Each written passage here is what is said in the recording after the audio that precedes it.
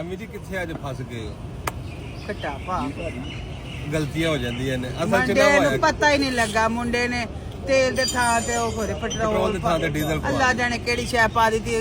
ਘੰਟਾ ਹੋ ਗਿਆ ਇੱਥੇ ਫਸ ਕੇ ਬੈਠੇ ਮੈਂ ਹੁਣ ਤੁਹਾਡੇ ਪਿੱਛੋਂ ਤੁਹਾਨੂੰ ਹੀ ਲੈਣ ਆਇਆ ਤੂੰ ਮੈਂ ਘੰਟੇ ਚ ਆ ਫੱਟੂ ਸਗੋਂ ਪਹਿਲੂ ਆ ਗਿਆ ਤੇ ਮੈਂ ਤੇ ਉਦੋਂ ਦੀ ਮੇਰੀ ਨਹੀਂ ਉਹ ਜਾਨ ਗਲਤੀ ਜਿਹੜੀ ਨਾ ਕਈਆਂ ਤੋਂ ਹੋ ਜਾਂਦੀ ਹੈ ਵਿਕਾਸ ਖੂਹ ਖਾਤੇ ਪੈ ਗਈਆਂ ਕਿਹੜੇ ਵੇਲੇ ਦੀ ਬੱਚਿਆਂ ਮੁੰਡੇ ਨੂੰ ਪਤਾ ਨਹੀਂ ਲੱਗਾ ਜਿਹੜਾ ਅੱਗੇ ਨਹੀਂ ਆ ਲੋਟਾ ਲੈ ਕੇ ਭੱਜਾ ਫਿਰਦਾ ਆਹੋ ਉਹਨੇ ਕੰਮ ਖਰਾਬ ਕੀਤਾ ਕੋਈ ਗੱਲ ਨਹੀਂ ਅੱਜ ਵੀ ਨਾਲਾ ਬਣਾਉਂਗਾ ਨਹੀਂ ਕੋਈ ਵਾਦਾ ਘਟਾ ਇਸੇ ਤਰ੍ਹਾਂ ਹੀ ਹੋ ਜਾਂਦਾ ਕਿਸੇ ਨੂੰ ਨਾ ਅਣਜਾਣੇ ਚ ਪਤਾ ਨਹੀਂ ਲੱਗਦਾ ਨਹੀਂ ਇਹ ਅੰਮਾ ਜੀ ਵੈਸੇ ਜਿਹੜੇ ਬੰਦੇ ਤੁਹਾਨੂੰ ਮਿਲਣ ਆਏ ਨੇ ਤੇ ਉਹਨਾਂ ਦੇ ਬਾਰੇ ਤੁਹਾਡਾ ਕੀ ਖਿਆਲ ਹੈ ਜਿਨ੍ਹਾਂ ਆ ਕੇ ਤੁਹਾਨੂੰ ਵੈਲਕਮ ਕੀਤਾ ਅਸੀਂ ਆਨੇ ਹਾਂ ਜਾਣ ਕੇ ਪਾਇਆ ਮਾਂ ਨੂੰ ਮਿਲਣਾ ਸੀ ਮੈਂ ਬਿਸਮਿਲ੍ਲਾ ਕਰਾਂ ਵੇਖ ਲਓ ਭਾਈ ਪੁੱਤਰਾ ਦੀ ਬਾਬਤ ਮਾਂ ਨੇ ਉਹਨੇ ਸਾਡੇ ਕੋਲ ਇੰਨੀ ਦੇਰ ਖਲੋਣਾ ਨਹੀਂ ਮੈਂ ਸਦਕੇ ਜਾਵਾਂ ਜਿਉਂਦਾ ਰਹੋ ਬੱਚਿਆ ਖੈਰ ਹੋਵੇ ਤੇਰੀ ਗੱਲ ਉਹ ਆਸਰੀ ਕੀਤੀ ਆ ਇੱਕ 5 ਮਿੰਟਾਂ ਦਾ ਨਹੀਂ ਸੀ ਟਾਈਮ ਤੇ ਤੂੰ 1.5 ਘੰਟਾ ਕੋਲ ਨਿਕਲਾ ਨਾ ਤੇ ਕੰਮ ਕੀਤਾ ਮਾਂ ਜੀ ਜਿਉਂਦਾ ਰਹੋ ਪੁੱਤਰਾ ਮਾਂ ਜੀ ਆਖਣਾ ਲਿਆ ਖੈਰ ਹੋਵੇ ਤੇਰੀ। ਹਾਂ ਲੱਗ